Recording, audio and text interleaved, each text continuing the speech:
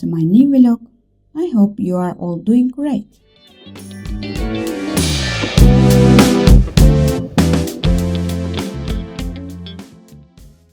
In this vlog, just like in my previous ones, I have included many activities we did with the kids.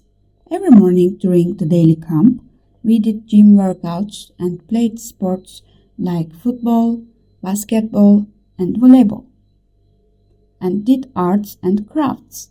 We also played group games and interactive activities.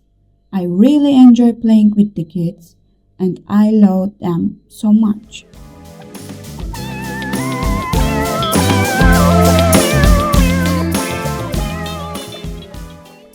Just like me, Sude and Sumeira, who are volunteers here, have their mentor George, and he took us to a volcanic lake called Saint Anne. If you ever visit, just a little warning, don't swim in the lake. The nature around the lake was absolutely stunning. It was truly an unforgettable trip for me. A big thanks to George for that. Thank you so much for watching, and I will see you in the next vlog.